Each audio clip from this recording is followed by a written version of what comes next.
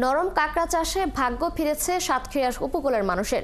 চিংড়ি চাষে খরচ বেশি ও ঝুঁকি থাকার দিনের পর দিন চাষিরা রপ্তানিযোগ্য নরম কাঁকড়া চাষে ঝুঁকছেন তারা। এতে কর্মসংস্থানের সৃষ্টি হচ্ছে এবং গতি ফিরেছে অর্থনীতিতে। এদিকে কৃত্রিম পোনা উৎপাদনের চেষ্টা করা হচ্ছে বলে জানিয়েছেন জেলা মৎস্য কর্মকর্তা। বরুণ ব্যানার্জির তথ্য ছবিতে প্রতিবেদন।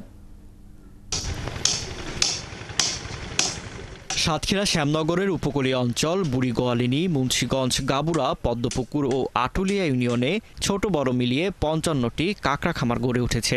এসব খামারে আধুনিক পদ্ধতিতে উৎপাদিত হচ্ছে উন্নত মানের রপ্তানিযোগ্য কাঁকড়া। চাষিরা বলছেন, চিংড়ি চাষের তুলনায় কাঁকড়া চাষে খরচ কম এবং তুলনামূলকভাবে জায়গা কম লাগে, রোগবালাইয়ের ঝুঁকিও কম আর লাভও বেশি। তারা আরও জানান, বাজার থেকে কাঁকড়া কিনে ছোট ছোট খাঁচায় রেখে মোটা তাজা করা হয়। ২০ থেকে ২২ দিনে একবার খোলস পরিবর্তন করে প্রতিটি কাঁকড়া। এতে প্রতিটি কাঁকড়ার ওজন বেড়ে দ্বিগুণের চেয়ে বেশি হয়। বাইরের সাপ্লারদের কাছ থেকে শক্ত কাঁকড়া কিনে ওই বক্সে ছাড়ি।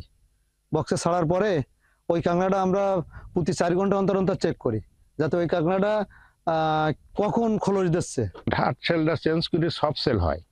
সফট সেল হওয়ার পরে ওটারে আমরা ওখান থেকে ওঠানোর পরে আমরা প্রসেস করে খাদ্য উপযোগী করার পরে আমরা বাইরে এক্সপোর্ট করি। এই কাঁকড়া চাষে এলাকায় কর্মসংস্থানের সংখ্যা বেড়ে যাওয়ায় বেকারত্ব দূর হয়েছে।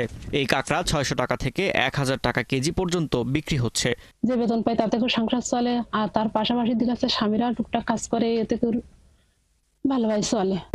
এইখান থেকে যে টাকা উপার্জন করি আমি, সেইখান থেকে আমার সংসার ভালোভাবে চলে যায়। এদিকে কৃত্রিম পোনা উৎপাদনের চেষ্টা করা হচ্ছে বলে জানিয়েছেন মৎস্য কর্মকর্তা। এটা দিন দিন সম্প্রসারিত হচ্ছে। মৎস্য দপ্তর এই কাজের সাথে তাদেরকে সহায়তা করে যাচ্ছে, প্রশিক্ষণ এবং অন্যান্য সহায়তা দিয়ে, এবং এই কাজটা নির্মাণ করার জন্য আমার সচেষ্ট আছে।